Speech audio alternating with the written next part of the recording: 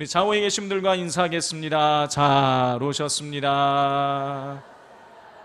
또 인사하겠습니다. 사랑합니다. 축복합니다. 또 선포하겠습니다. 예수님이 부활하셨습니다. 살아계셔서 당신과 함께하고 계십니다. 할렐루야. 예, 이제 벌써 9월이 되었습니다. 예, 뜨거운 여름이 정말 다 지나가고 이제 결실의 계절이 되었는데요. 우리 성도님들 올 한 해 동안에 씨 뿌린 것들 가운데에 이 가을에 아름다운 열매가 맺어지시기를 주님의 이름으로 축복을 드립니다. 자, 오늘 본문은 민수기 28장입니다. 근데 오늘 본문의 28장의 내용을 그냥 28장만 보면은요, 아이고 또 그냥 고리타분한 이야기가 나오는구나 이런 생각이 들 수가 있어요.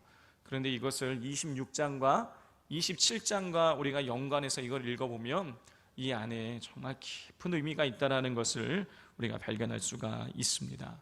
자, 먼저 우리가 26장을 살펴보자면 26장에는 하나님께서 인구조사를 하라는 명령이 나오죠. 하나님께서 인구조사를 하시면서 그 인구조사의 대상이 되는 기준을 뭐라고 말씀하셨습니까? 20세 이상으로 전쟁에 나갈 만한 사람을 계수하라 그러셨어요. 자, 하나님께서 20세 이상으로 전쟁에 나갈 만한 사람을 계수하라는 것은요, 지금 무슨 의도가 담겨 있는 것입니까? 전쟁하시겠다 뜻인 거예요. 전쟁 목적으로 인구 조사를 했다라는 것을 그 기준에서 우리가 알 수 있는 것입니다. 성도 여러분, 현재 이스라엘은요, 요단강을 사이에 두고 왼쪽은 가나안 땅, 오른쪽은 모압 평지, 그 모압 평지에 이스라엘이 있는 거예요. 그러니까 이 모압 평지에서 날이 좋은 날은 저 멀리 내다 보이는 것입니다. 우리 여수에서도 뭐 구름이 그렇게 많이 끼지 않으면 저쪽 고흥이 이렇게 보이지 않습니까? 그것처럼 이스라엘 백성들도요, 이 모압 평지에서 저 건너편에 있는 여리고도 보이고 가나안 땅이 다 내다 보이는 것입니다. 자, 이제 하나님께서 명령만 하시긴 하면 금방이라도 가나안 땅으로 진격해 요단강을 건너서 들어가서 가나안 7족속과 전쟁을 벌여야만 하는 그런 순간인 것이죠. 자, 그렇기 때문에 하나님께서는 20세 이상으로 전쟁에 나갈 만한 사람의 수를 계수하라고, 결국은 군사의 수를 계수하라고 명령하셨던 거예요. 자, 26장에서는 인구조사를 했어요. 자, 27장에서는 어떤 내용이 나냐면 27장 마지막 본문을 보면 하나님께서요, 모세에게 이제 너는 가나안 땅에 못 들어가니 너를 대신할 이 리더를 세워라. 그는 여호수아다라고 해서 이 모세가 여호수아를 불러다가 안수에서 이스라엘의 지도자로 세우는 것을 우리가 볼 수가 있습니다. 모세가 왜 가나안 땅에 못 들어가게 된 거죠? 우리 지난주 나눈 대로 모세가 그 신광야 가데스에서 이스라엘 백성들이 막 물 달라고 또 그렇게 원망하고 불평하자 하나님께서 물을 주라고 했는데 지팡이를 잡고 반석을 2번이나 치면서 우리가 너희에게 물을 내랴 하면서 혈기를 부렸기 때문이에요. 자, 그래서 모세는 가나안 땅에 들어갈 수 없게 되었어요. 그러니 가나안 땅에 들어가서 이스라엘의 전쟁을 진두지휘할 만한 사람이 필요한 거예요. 그게 누구였습니까? 여호수아예요. 여호수아는요, 광야 생활하는 동안에 이 모세의 군대 장관 역할을 했던 사람이에요. 그러니 전쟁을 앞두고 있으니 하나님의 영에 감동되어져 있는, 그리고 전쟁을 아주 잘하는 경험이 있는 여호수아를 하나님께서 그 리더로 세우신 것입니다. 자, 이렇게 해서 이스라엘 백성들은요, 이제 군사도 조직이 됐고 그 군사를 이끌 만한 아주 좋은 리더까지 다 세워졌어요. 자, 이제 하나님께서 명령하면 바로 진격해서 들어가기만 하면 되는 것입니다. 자, 그런데 하나님께서는 28장에 보면 이제 너희들 전쟁을 할 때 어떻게 전쟁하고 싸워라, 군사 조직은 어떻게 전술을 짜라, 이런 내용을 얘기해 주셔야 될 것 같은데 그런 내용 하지 않으시고 오늘 우리가 읽은 대로 전혀 엉뚱한 이야기를 갑자기 꺼내시는 거예요. 전쟁 이야기를 꺼내지 않으세요. 자, 1절과 2절을 같이 읽겠습니다. 여호와께서 모세에게 말씀하여 이르시되 이스라엘 자손에게 명령하여 그들에게 이르라. 내 헌물, 내 음식인 화제물, 내 향기로운 것은 너희가 가나안 정복 전쟁을 위한 군사와 지도자를 준비하신 하나님께서는요, 가나안 땅에 이제 진격하라는 명령을 내리지 않으시고 뭘 말씀하십니까? 내 헌물, 내 음식인 화제물, 내 향기로운 것을 정한 시기에 바치라고 명령을 내리고 계세요. 하나님께 제물을 드리면서 예배할 것을 지금 명령을 하고 계시는 거예요. 전쟁을 앞둔 상황에 하나님 앞에 제물을 드리면서 예배를 드리라는 건요, 두 가지 의미가 있는 거예요. 첫 번째 의미는 뭐냐면 하나님을 의지할 때만이 전쟁에서 이길 수 있다는 것을 보여주고 계시는 거예요. 성도 여러분, 지금 전쟁을 코앞에 두고 있어요. 자, 군사도 됐고 지도자도 세워졌어요. 그런데 하나님께서 여기서 예배를 드리라는 것은 뭘 의미하는 것이냐? 전복 전쟁의 승패가 하나님께 달려있다는 거예요. 하나님 바라보면 너희가 승리하고 하나님 바라보지 않으면 너희가 이 전쟁에서 패배한다라는 것을 보여주고 계시는 것이에요. 여러분, 그렇습니다. 아무리 여러분 인간적으로 힘이 있고 능력이 있어도요, 하나님 도와주지 아니하시면 여러분 우리는 헛물 켜는 인생이 될 뿐인 것입니다. 여러분, 이거는요 우리가 잘 알고 있는 여리고성과 아이성 전투를 비교해 보면 알 수가 있어요. 여러분, 여리고성 전투에서는요 대승을 거둡니다. 고고학자들이 그 여리고성 지역을 땅을 파서 이 발굴을 해 보았더니 여리고성의 높이가요, 그 있는 돌들과 이런 것들을 추정해 보았을 때에 굉장한 높이인 거야. 20m 이상이 되는 어마어마한 높이인 거예요. 거기에다가 성은 이중으로 되어 있는 거예요. 하나의 성을 무너뜨려서 넘어온다고 해도 그 다음에 또 다른 성이 있는 거예요. 그러니까 여리고성은 난공불락인 성이었던 것입니다. 그런데 어떻게 되었습니까? 이스라엘 백성들이 칼 한 번 쓰지 않고 이겼어요. 근데 그 다음번 성인 아이성 전투 때에 이 정탐꾼들이 아이성을 보고 와서 뭐라 그러냐면 모세에게 이렇게 이야기합니다. 모든 백성을 다 보내서 수고롭게 할 필요가 없습니다. 한 2-3천 명 정도만 보내면 우리가 이길 수 있습니다. 무슨 얘기예요? 우리가 반드시 이긴다라는 거예요. 백성 다 갈 필요도 없다. 조금만 가도 이긴다. 여러분, 60만 명 중에 여러분 뭐 2,000명, 3,000명은요 여러분 이거는요 1%도 안 되는 거예요. 1%도 안 되는 숫자를 보내도요 이길 수 있다는 거예요. 근데 어떻게 됐습니까? 패배했어요. 자, 왜 그렇게 된 것일까요? 그렇게 크고 높고 웅장한 여리고성은 칼 한 번 쓰지 않고 이겼는데 왜 아이성 전투는요 2,000명, 3,000명 가도 이길 수 있어 보이는 그 전쟁에서 왜 패배하게 된 것일까? 여러분, 이건 여호수아서 이 전쟁을 여리고성과 아이성 전투를 기록하고 있는 여호수아 6장과 7장을 읽어보면 나오는데요, 그 내용을 두 개를 비교해놓고 읽어보면 굉장히 재밌어요. 차이점들이 굉장히 많이 있는데 그 중에 가장 눈에 띄는 차이점이 뭐냐면 단어의 차이가 나와요. 이 여리고성 전투에는요 여호와의 궤 또는 그냥 궤라는 단어가요 여러분 무려 9번이나 나옵니다. 이 여호와의 궤, 그리고 그냥 궤는 뭘 의미하는 거냐? 법궤를 의미하는 거예요. 하나님의 임재의 상징인 법궤를 의미하는 거예요. 자, 이게 왜 9번씩이나 이 여리고성 전투에 나오느냐? 이스라엘 백성들이요 그 여호와의 궤를 따라서 계속 움직인 거예요. 하나님 앞세우고 계속 움직였어요. 그리고 마지막에 소리 질렀더니 무너져 내린 거예요. 자, 그런데 아이성 전투는요 7장을 읽어보면은요 여호와의 궤라는 단어가 한 번도 나오지 않아요. 여호와라는 단어 자체도 나오지도 않아요. 이건 무슨 의미입니까? 이스라엘 백성들이 자기의 힘을 의지하고 하나님을 의지하지 않았다라는 뜻인 거죠. 그 결과는 뭐였습니까? 패배였어요. 성도 여러분, 하나님 없이는, 하나님을 의지하지 않고는 여러분 인간이 아무리 힘이 있고 능력이 있어도요, 여러분 아무런 열매를 거둘 수가 없습니다. 그렇기에 하나님께서는 가나안 정복 전쟁을 위한 군대 조직을 조직하시고 난 이후에 이스라엘 백성들이 하나님을 의지하도록 만들기 위해서 제물을 드리면서 하나님 앞에 예배를 드리라는 명령을 내리셨던 것이죠. 자, 두 번째, 이 가나안 정복 전쟁을 앞두고 예물을 드리면서, 제물을 드리면서 하나님 앞에 예배를 드리라고 명령하신 것은, 자, 그 두 번째 이유는 뭐냐?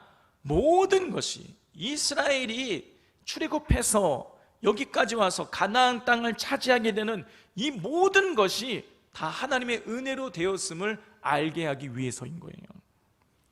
여러분, 이미 살펴본 것처럼 2절의 말씀을 통해서 이스라엘 백성이 정한 시기에 그에 맞는 제물들을 바칠 것을 요구했어요. 그러면서 하나님께서 이스라엘 백성들이 바칠 제물에 대해서 뭐라고 표현했냐면 내 헌물, 내 음식이라고 표현을 하셨어요. 성도 여러분, 하나님이요, 이스라엘 백성들이 바친 소, 양, 또 그 다음에 곡식으로 빻아 만든 음식, 그 다음에 포도주, 여러분 이런 게 필요하실까요? 영이신 하나님이요, 안 먹어도 배가 불러요. 영이신 하나님이요, 빵 먹고 쌀 먹고 고기 먹는다고 해서 배부르신 겁니까? 그렇지 않죠. 그런 거 필요 없어요. 하나님 정말 설사 그게 하나님 필요하시다 그러면은요, 이스라엘 백성들에게 굳이 요청하실 필요가 없어요. 말씀으로 세상을 창조하신 분이신데 뭘 원하는 걸 뭘 얻어내지 못하시겠습니까? 뭘 만들어내지 못하시겠습니까? 얼마든지 하나님은 필요한 물질들을 창조하셔서 사용하실 수 있어요. 그런데 왜 하나님께서 굳이 이스라엘 백성들에게 제물을 바치면서 하나님 앞에 예배할 것을 요구하신 것일까요? 여러분, 그 이유는 이미 말씀드린 것처럼 이스라엘 백성들이 그렇게 예물을 드리며 하나님 앞에 예배를 드림을 통해서 자기들이 지금까지 살아온 것, 자기들에게 주어진 모든 것이 다 하나님께로부터 왔음을 고백하게 만들기 위해서인 거예요. 성도 여러분, 우리에게 있는 모든 것은 다 하나님께로부터 왔습니다. 그런데요, 우리가 착각을 할 때가 있어요. 어떻게 착각하느냐? 내가 가지고 있는 내 아파트, 내 자동차, 내가 갖고 있는 어떤 세상의 명예와 권력, 이 모든 것이 다 내 노력으로 얻어졌다라고 착각을 할 때가 너무나 많이 있다는 것입니다. 여러분, 이런 착각에 빠지게 되면 어떻게 되느냐? 하나님 앞에 드리는 게 아까워요. 왜냐? 내가 노력해서 얻은 거니까. 그렇게 해서 어떻게 됩니까? 하나님께 인색함으로 드리게 되는 것이죠. 그런데요, 여러분, 이거는요 착각이에요. 여러분, 성경은요 우리에게 주어진 이 재물, 그리고 내가 재물을 얻을 수 있는 능력이 하나님께로부터 왔다라는 사실을 우리에게 분명히 알려주고 있습니다. 자, 한번 이거는 찾아봐야 돼요. 우리 민수기는 딱 다시 봐야 되니까 체크해 놓으시고 그 다음 책인 신명기 8장을 한번 찾아보겠습니다. 신명기 8장.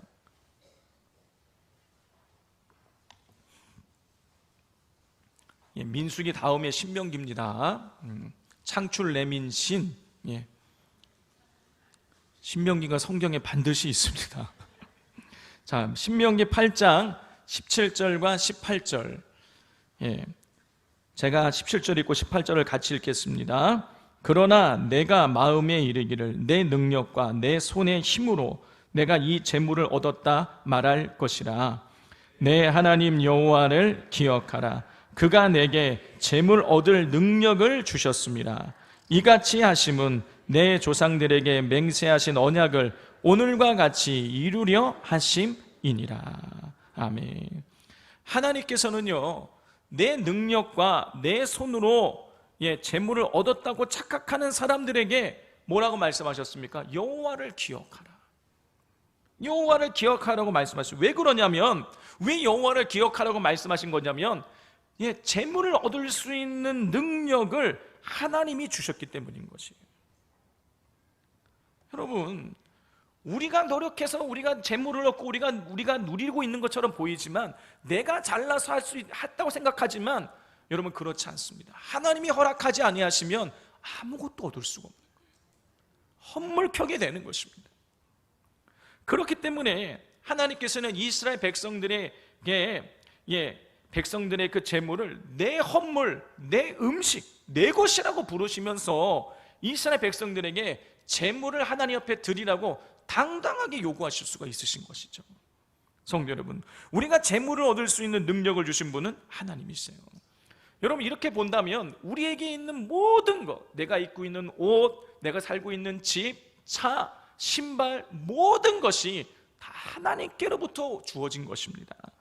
나라는 존재 자체가 하나님 것인 거예요. 여러분, 우리의 생명을 비롯한 우리가 가지고 있는 모든 것의 주인이 하나님이시다, 그런 말인 거예요. 성도 여러분, 만약에 주인의 것을 종이 자기가 원하는 것에 마음대로 쓴다라고 한번 생각을 해보십시오. 내가 주인이면 어떻게 하겠습니까? 도둑놈인 거죠. 마찬가지예요. 우리에게 주어진 모든 것이 다 하나님께로부터 왔기 때문에 여러분, 우리에게 주어진 모든 것을 하나님의 영광을 위해서 사용해야 되는 것입니다. 그러므로 우리의 생명과 우리가 가진 물질을 비롯한 모든 것이 하나님이 원하시는 것에 드려지고 쓰여지도록 날마다, 그리고 우리의 인생의 주인이 된다는 사실을 여러분 기억하면서 하나님 원하시는 곳에 우리의 삶을, 우리의 물질을 사용하실 수 있기를 주님의 이름으로 축복을 드립니다. 자, 그렇게 우리가 종이 주인에게 복종하듯이, 순종하듯이 하나님께 복종하고 순종하면 하나님께서요, 우리의 인생의 주인 되시고 우리 인생의 목자가 되신 하나님께서요, 다 책임져 주십니다. 제가 몇 번 말씀드린 적이 있는데요, 저희 동기 대학 동창 중에서 개척교회를 하는 친구가 있어요. 2명이 있습니다. 근데 둘 다 너무너무 어려워요. 그런데 이 친구들, 그래서 가끔씩 뭐 이렇게 추석 때나 명절 때나 뭐 좀 돈 좀 보내주고, 또 만나면 밥도 사주고 뭐 이렇게 하게 되는데, 이 친구들에게 제가 늘 묻습니다. 너무 제가 생각해서는 도저히 답이 나오지 않는데 어떻게 살나 걱정이 되는데요.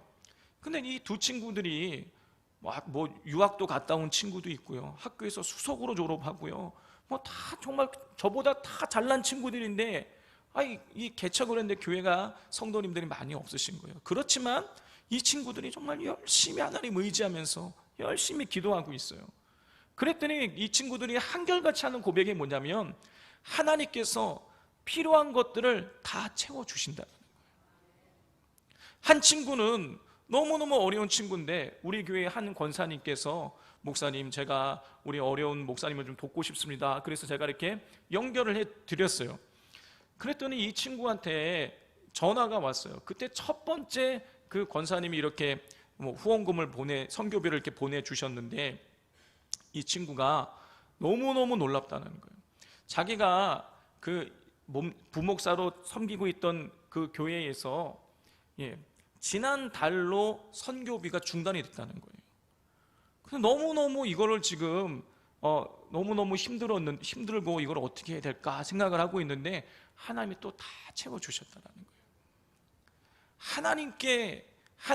하나님을 의지하고 하나님께 어렵고 힘들어도 순종하면 하나님께서 우리의 모든 필요를 다 채워주십니다. 왜냐? 하나님이 우리의 주인 되시고 목자 되시기 때문이에요. 그러므로 우리는 어찌하든지 우리에게 있는 모든 것을 다 하나님의 영광을 위해서, 주인 되시는 하나님을 위해서 우리 사용하도록 우리가 힘써야 하겠습니다. 자, 이제 하나님께서 명하신 제물을 바치며 드리는 제사, 즉 예배에 대해서 살펴보도록 하겠습니다. 오늘 본문에 보면, 오늘 읽은 우리 15절까지를 보면은 하나님께서 3가지의 예배를 말씀하고 계세요. 제물을 드리면서 예배를 드리라는 것이 3가지예요. 첫 번째는 뭐냐면 매일매일 예배를 드리라는 거예요. 번제를 드리면서, 제물을 바치면서 예배를 드리라는 거예요. 우리 3절과 4절을 같이 읽겠습니다. 또 그들에게 이르라, 너희가 여호와께 드릴 화제니 이러하니 1년 되고 흠없는 순양 매일 2마리씩 상번제로 드리되, 어린 양 1마리는 아침에 드리고 어린 양 1마리는 해질 때에 드릴 것이요. 하나님께서요, 화제를 드리라 그랬어요. 화제는 불에 태워서 드리는 거예요. 자, 그런데 매일 순양 2마리를 드리라는 거예요. 아침에 1마리, 저녁 때 1마리를 드리라는 것입니다. 자, 여기에서 잠깐 설교와 관련 없는 내용을 좀 말씀을 드리자면, 여러분 개인이 이 본문에 관해서 개인이 그렇게 매일 어린 양 순양 1마리 그리고 저녁 때 1마리 2마리씩 든다 그러면은 남자만 지금 60만 명이니까 12만 마리가 필요하고, 이스라엘 전체가 200만 명이 넘으니까는 그럼 하루에 400만 마리를 드려야 된다는 얘기인데, 이거 큰일 났네 생각하실지 모르지만, 이 본문은 그 성막에서 드려지는 제사를 가리키는 거예요. 개인이 그렇지만 성막에서 드려지는 이 예배가 이스라엘 전체가 드리는 예배인 거죠. 자, 그걸 아시고 오늘 본문을 또 보시면 되겠습니다. 자, 하나님께서 매일 아침과 저녁에 1년 된 순양을 화제로 불에 태워서 하나님 앞에 드리면서 예배하라고 말씀하셨어요. 그리고 5절에 보면 고운 곡식을 가루를 빻아가지고 소제로 드리라고 또 말씀하세요. 7절을 보면 포도주를 부어서 전제로도 드리라고 말씀하셨어요. 자, 정리를 해보자면 이스라엘 백성들은요, 매일 하나님께 규칙적으로 아침 저녁으로 화제를 드리면서, 그리고 곡식을 곱게 빻아서 소제와 또 포도주를 부어드리는 전제를 같이 드렸어야 됩니다. 화제, 소제, 전제를, 이 3가지 예배를 매일매일 하나님 앞에 드려야만 됐습니다. 자, 그러면 불에 태워서 드리는 화제와 소제와 전제는 어떤 의미를 가지고 있을까요? 희생 제물을 태워서 드리는 화제는 제물을 드리는 사람의 온전한 헌신을 의미하는 거예요. 다 태워지는 거예요. 자, 따라서 매일 아침 저녁으로 드리는 화제는요, 하나님, 이스라엘 백성들이 하나님께 온전히 헌신해야 되는 존재임을 잊지 말라라는 뜻인 거예요. 그리고 소제, 가루를 곱게 빻는다. 자, 여기 쌀이건 밀이건 곱게 빻아요. 그럼 형체가 어떻게 됩니까? 형체가 사라지죠. 형체가 사라져서 고운 가루를, 곡식이 형체를 잃어버리고 고운 가루가 되듯이, 이 소제를 드리라는 건요, 자기를 부인하고 자신의 삶을 하나님께 바쳐야 된다, 헌신해야 된다, 그런 뜻인 거예요. 마지막, 포도주를 따라서 드리는 전제, 포도주를 제단에다가 따르는 전제. 포도주가 제단에 떨어지면은요, 어떻게 됩니까? 그 시간이 지나면은요, 포도주는, 액체는 다 사라지고 그냥 향기만 남는 거예요. 자, 이 전제는 뭘 의미하는 거냐면, 하나님 앞에서 나를 주장하지 말고 하나님께 온전히 헌신하는 삶을 살아야 한다는 의미를 담고 있는 것입니다. 이렇게 하나님께서는요, 하나님을 향한 헌신과 자기 부인의 의미를 담고 있는 매일매일 드리는 예배, 이 상번제를 드리라고 명령하셔서 이스라엘 백성들이 자신들이 하나님 앞에서 자기를 부인해야 되고 하나님만을 높여야 되고 그리고 헌신해야 되는 존재임을 기억하기를 원하셨던 것입니다. 매일매일 그렇게 하라는 거예요. 성도 여러분, 하나님 앞에서요, 내가 어떤 존재인지를 알아야 되는 것입니다. 하나님 앞에서 내가 누구인지를 제대로 알아야 돼요. 여러분, 우리가 어디 가면 나는 전직 뭐다, 나는 지금 어떤 직함을 가지고 있다, 이걸 자랑할 수 있어요. 내세울 수 있어요. 근데 하나님 앞에서 그걸 내세울 수 있을까요? 하나님 앞에서는요, 세상에 대통령이든 뭐든 다 쓸모없습니다. 하나님 앞에서는요, 그저 모든 사람이 다 죄인일 뿐인 거예요. 여러분, 이거를 우리가 인식해야 되는 거예요.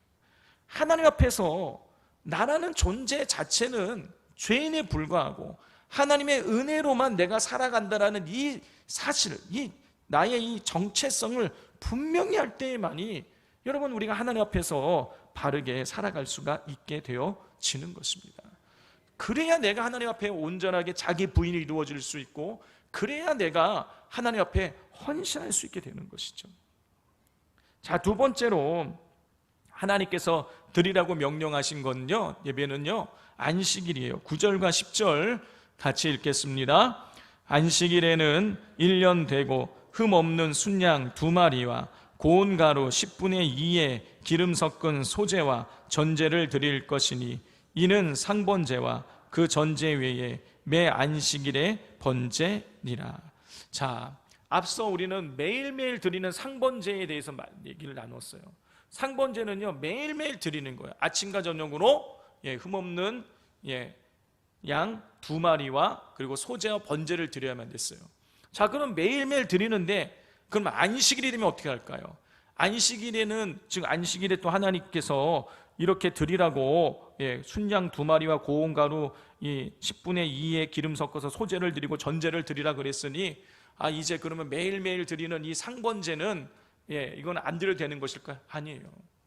이거는요, 상번제는 상번제대로 드리고 주일날에는 주일 예배를 또 주일날 이 안식일에는요 또 제물을 하나님 명령하신 대로 2마리 또 드리는 거예요. 그러니까 주일날에는 상번제로 아침 저녁에 2마리, 그리고 안식일날 드리는 걸로 또 2마리, 그래서 총 4마리를 하나님 앞에 제물로 바쳐 올려야만 했던 것입니다. 자, 성도 여러분, 안식일은요 하나님께서 거룩하게 구별하신 날이죠. 그렇기에 상번제 외에도 하나님께 대한 헌신의 의미가 담긴 이 안식일에 명한 번제와 소제와 전제를 추가적으로 하나님께 드리면서 예배를 드리라고 요구하고 계시는 것이에요. 안식일은요 그만큼 중요한 거예요. 매일매일 하나님 앞에 제물을 드리지만 안식일에는 더 추가적으로 제물을 드리면서 또 한 번 더 하나님 앞에 제사를 드려야 되는 그런 의미가 담겨져 있는 것이죠. 중요한 날인 거예요. 자, 그런데 요즘 우리 어떻습니까? 요즘요 코로나를 지나면서 한국교회 위기가 뭐냐면 주일 성수하는 것이 너무 가볍게 여겨졌던 거예요. 주일날 예배들이 교회에 나오지 않고 예배 드리는 게 점점 익숙해지다 보니 교회를 안 나오는 것이 이상해지지 않은 거예요. 그게 어색하지 않은 거예요. 그게 잘못됐다고 느끼지 않는 것입니다. 또 어떤 분들은 매일 새벽기도 드리고 뭐하고 예배를 맨날 드리니 주일날 수요예배 빠지는 것처럼, 금요일날 저녁예배 빠지는 것처럼 주일 예배도 빠지는 것도 괜찮은 게 아닌가? 여러분, 근데 그렇지 않습니다. 주일은 하나님께서 성별하신 특별한 날인 것이죠. 그렇기에 평소에 드리는 예배 외에 또 한 번의 예배로 하나님 앞에 영광을 올려드리라고 하나님 강조하고 계신 것이에요. 여러분, 우리가 주일이 너무너무 익숙하죠. 이 신앙에 깊지 않으신 분들도요, 주일 예배는 드릴 만큼 주일 예배가 우리가 너무너무 익숙한데 주일 예배가 얼마나 중요하고 소중한가를 우리가 잊어버리고 있는 것 같습니다. 우리 주일 예배를 온전하게 하나님 앞에 헌신하면서 드릴 수 있도록 우리가 더 기도로 준비할 수 있어야 하겠습니다. 제사가 뭡니까? 하나님 앞에 구약시대의 제사의 의미가 뭐예요? 죽는 거예요. 죽는 거. 양을 잡으면서, 양을 잡는 건 제사장이 잡는 게 아니잖아요. 양 잡는 건 제사장이 잡지 않아요. 그 양을 끌고 간 사람이 잡는 거예요. 양이 죽어가는 걸 보는 거예요. 하나님 앞에 이거를 번제로 올려드리면서, 하나님, 내가 죽었어야 되는데 하면서 그렇게 하나님 앞에 제사를 드리는 거죠. 예배는요 내가 죽는 시간인 것입니다. 그러므로 우리가 예배를 그렇게 내가 완전히 부인되어지는 예배를 드리기 위해서는 기도로 우리가 깨어 있어야 되는 것입니다. 마지막으로 세 번째로, 하나님께서 오늘 본문의 말씀을 통해서 드리라고 명령하신 제물을 드리면서 예배를 드리라고 명령하신 것은 또 매월 초하루에 드리는 월상 예배예요. 우리 11절 같이 읽겠습니다. 초하루에는 수송아지 2마리와 순양 1마리와 1년 되고 흠없는 순양 7마리로 여호와께 번제를 드리되. 하나님께서는요 매월 초에도 하나님께 제사를 드리라고 명령하셨어요. 우린 그걸 월삭이라 그러죠. 월삭에 드리는 예배도 11절에서 15절 말씀을 보면 번제도 드리고 소제도 드리고 전제도 드려졌어요. 자, 월삭, 매달 1일 날 드리는 이 월삭 예배의 시작을, 한 달의 시작을 하나님께 드린다, 그런 의미죠. 시작을 하나님께 드린다는 건요 모든 것, 이 한 달이라는 시간 전체를 하나님께 맡기고 그리고 하나님의 도우심을 구한다라는 그런 뜻인 것이죠. 자, 왜 하나님께서 이 한 달이라는 시간 전체를 하나님께 맡기라고 말씀하신 것일까요? 예, 그것은요, 하나님께서 우리 인생뿐만이 아니라 온 우주와 역사의 주관자가 되시고 실수가 없으신 분이기 때문이에요. 여러분, 우리는 한참도 내다볼 수가 없습니다. 한참도 내다볼 수 없어요. 한치 앞만 내다보면은요, 정말 다 성공할 수 있겠죠. 한참만 내다볼 수 있으면. 뭐 예를 들어서 복권을 당첨하는 시간이 있어. 그거보다 여러분 5분만 빨리 알아가지고 우리가 로또를 긁어가지고 내면은요, 뭐 다 부자 되는 거 아니겠습니까?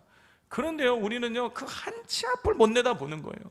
그런데 하나님은 여러분 뭐 한치 앞이 아니라 몇백 년, 몇천 년을 다 내다보시고 이 전체를 다 이끌어 가시는 분이신 것입니다.